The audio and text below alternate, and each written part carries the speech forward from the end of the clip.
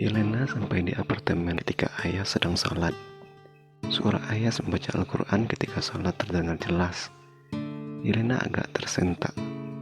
Yang dibaca ayah itu pernah ia dengar. Pernah begitu akrab dalam telinganya bertahun-tahun yang lalu. Ia teringat bagaimana ia juga pernah rukuk dan sujud.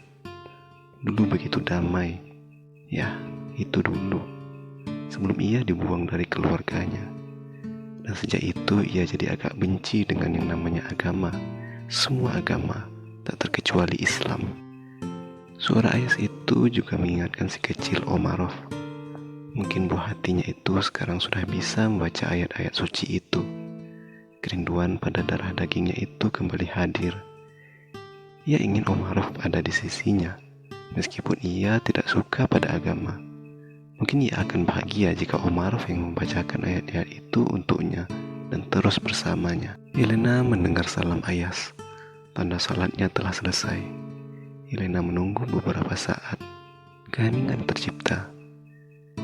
Yelena merasa sudah saatnya. Ia mengetuk pintu kamar Ayas. Perlahan Ayas membuka pintu kamarnya. Yang pertama kali dilihat begitu pintu terbuka adalah kecantikan wajah Yelena. Hati Ayas berdesir. Wajah cantik Yelena benar-benar nyaris menyihirnya. Ia gugup bertatapan muka dengan Yelena, meskipun itu tidak sengaja. "Hai, Yelena," sapa Ayas dengan kegugupan sempurna. Hai, siapa tadi namanya? Saya lupa, maaf." "Ayas." "Oh ya, hai Ayas. Baru pulang?" "Iya, jangan gugup begitu dong." Ayas diam membisu. Ia menata hati dan pikirannya. Ia ambil nafas perlahan-lahan untuk menghilangkan kegugupannya. Perlahan ia sudah bisa mulai menguasai diri dan pikirannya yang sempat oleng. "Hai Ayas, kok malah diam sih?" Ucapan Yelena tiba-tiba memecah kebisuannya. "Oh iya, ada apa?" Sambar Ayas balik bertanya sekenanya. Kali ini dengan kegugupan yang nyaris hilang sempurna. "Makan malam yuk. Saya membeli makanan untuk kita berdua." Ayas merasa ujian itu datang juga. Makan berdua dengan perempuan cantik seperti Yelena. Ia berdoa kepada Allah agar menjaga diri dan imannya. "Maaf, saya baru saja makan tadi sebelum sholat." "Tolong jangan kamu tolak. Ini hanya semacam ucapan selamat datang dari tetangga kamar." "Aduh, maaf Yelena. Tolong jangan ditolak kalau kamu menghormati orang usia," tegas Yelena. Ayas terpaksa keluar dari kamarnya dan makan bersama Yelena di ruang tamu. Yelena mengambil tempat duduk tepat berhadapan dengan Ayas. Pemuda yang pernah berkuliah di Madinah itu hanya banyak menunduk. Ia berperang melawan dirinya sendiri, berusaha sekuat tenaga untuk menjaga pandangan. "Kamu orang Islam yang taat ya?" Celetuk Yelena seraya mengunyah makanan yang dibawanya. "Berusaha taat. Kalau kamu, maaf, ortodoks ya?" Ayas yakin dengan dugaannya benar, sebab mayoritas penduduk Rusia memeluk Kristen ortodoks pasca runtuhnya rezim komunis Uni Soviet. "Tidak, dulu aku memang pernah memeluk suatu agama. Pernah Buddha, pernah Konghucu, pernah ortodoks, dan pernah Islam." "Pernah memeluk Islam?" "Ya, pernah. Itu karena mantan suamiku agamanya Islam. Sekarang, aku tidak memeluk agama apapun. Aku tak percaya lagi pada agama, juga Tuhan." Ayas kaget bukan kepalang mendengarnya. Ia serasa disambar petir yang menggelegar dari langit ketujuh. Memang, untuk urusan agama dan soal ketuhanan, Ayas tergolong sensitif.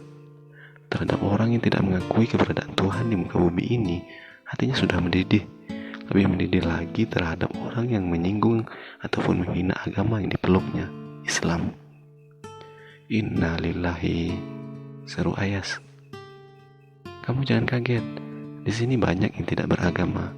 Menurut pengalamanku, agar hidup kita mudah dan mendapat banyak kemudahan, Memang kita tidak memerlukan agama, juga Tuhan. Adanya agama dan Tuhan itu malah bikin masalah. Itu tidak benar. Agama hadir justru untuk menyelesaikan berbagai masalah yang mendera umat manusia.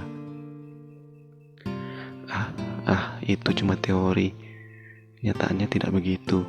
Hampir semua masalah manusia ini selesai karena hebatnya ilmu pengetahuan dan teknologi yang dikuasai oleh manusia, bukan karena Tuhan.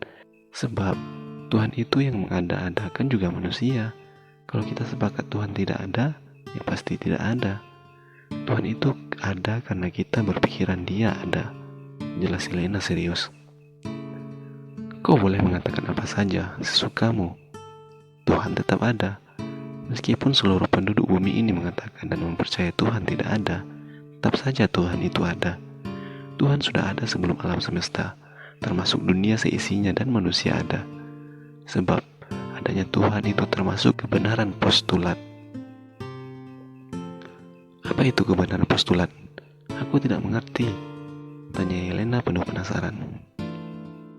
Menurut Immanuel Kant, kebenaran adanya Tuhan adalah kebenaran postulat, yaitu kebenaran tertinggi dalam tingkat kebenaran. Kebenaran tak terbantahkan, kebenaran yang berada di luar jangkauan indera, akal, ilmu pengetahuan. Itulah yang disebut postulat, yaitu dalil teoritis yang berada di luar jangkauan pembuktian teoritis. Helena, kau ini mau mengajak aku makan atau mau diskusi? Kalau mau diskusi boleh saja, tapi sebaiknya kita cari waktu yang lebih tepat.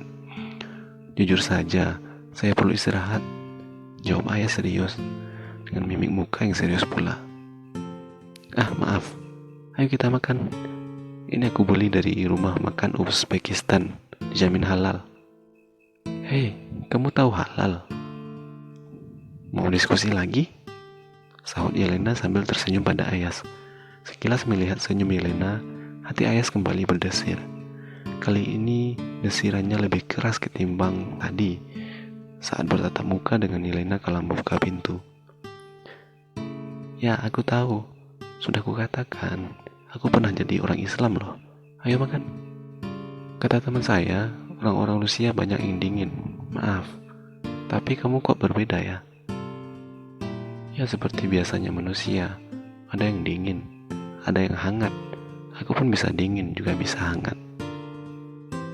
Kau benar. Jadi mau berapa lama tinggal di Moskow? Rencananya cuma 3 bulan, tapi bisa mundur paling lama 5 bulan. Kau kursus ya? Tidak, hanya penelitian untuk tesis magisterku. Aku harus menemui salah seorang profesor sejarah di Universitas Moskow. Tiba-tiba bel berbunyi. Itu pasti Linor, baru pulang. Dia pasti lupa bawa kunci. Coba kulihat ya, kata Helena sambil beranjak ke arah pintu. Sejurus kemudian pintu terbuka. Ayas tetap berusaha tenang menyuapkan bubur isi ikan semel ke dalam mulutnya. Pandangannya menunduk pada bubur yang dimakannya. Untung kau sudah pulang, Helena. Kalau tidak, aku bisa menjadi patung menunggu di luar. Kunciku ketinggalan, tadi tergesa-gesa sekali, kata Linur sambil melepaskan palto dan sepatu bootnya. Sudah kuduga. Oh ya, kita punya teman baru. Oh ya?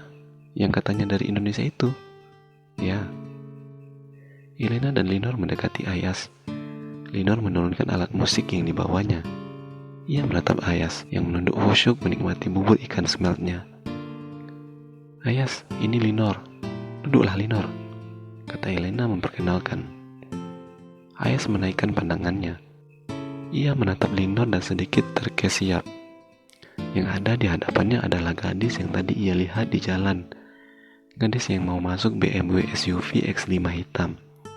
Gadis yang menenteng alat musik yang kata David tidak kalah dengan Kate Winslet. Beberapa detik mata Ayas terpaku pada wajah Linor. Ya, kenalkan saya Linor. Lengkapnya Linor Eji Lazarenko. Ucap Linor memperkenalkan diri. Resmi dan kaku. Dengan wajah tanpa senyum, tanpa mengulurkan tangan untuk jabat tangan. Ayas merasakan kekakuan wajah Linor, Meskipun cantik, wajah itu kurang memancarkan aura keramahan. Saya Muhammad Ayas, mahasiswa dari Indonesia. Jawab Ayas. Pasti Muslim. Benar. Ternyata benar. Banyak sekali penganut agama primitif itu. Desis Linor dengan nada mencela. Kata-kata Linor membuat Ayas tersentak bagai disengat kalajengking. Ia sama sekali tidak mengira gadis yang baru beberapa detik ia kenal namanya itu akan mengintimidasinya dengan kalimat yang sangat tidak bersahabat. Apa maksud Anda? Siapa yang Anda maksud sebagai penganut agama primitif? Orang-orang Muslim, geram Ayas. Yelena tahu apa yang terjadi. Ia tahu persis watak Linor selama ini. Ia memprediksi Ayas pasti akan membela agama sampai mati. Siapapun kalau keyakinannya diusik, tidak akan rela. Kalau dialog itu diteruskan akan jadi perang kata-kata yang sengit. Maka sebelum bibir Linor bergetar membalas ucapan Ayas, Yelena langsung menyela. Linor, sebaiknya kau istirahat di kamar saja. Kau pasti letih. Biarkan Ayas menyelesaikan makan malamnya bersamaku. Setelah itu, biar dia istirahat. Besok perkenalan ini bisa kita lanjutkan dengan suasana yang lebih jernih. Dalam kondisi letih dan capek, akal dan pikiran sering tidak bisa berpikir jernih. Begitu kata orang bijak. Dengan tanpa mengucapkan sepatah kata pun, Linor bangkit dari tempat duduknya, mengambil biolanya dan melangkah ke kamarnya. Saat ia mau membuka pintu kamarnya, Yelena berkata, "Selamat istirahat, Linor." Linor menengok dan berkata, "Kalian juga." Lalu masuk menutup pintunya. Kelihatannya dia sangat letih dan suasana hatinya sedang tidak baik. "Maafkan kalau Linor tadi menyinggung perasaanmu," lirih Yelena pada Ayas. "Semoga temanmu itu bisa istirahat dan suasana hatinya kembali membaik," jawab Ayas.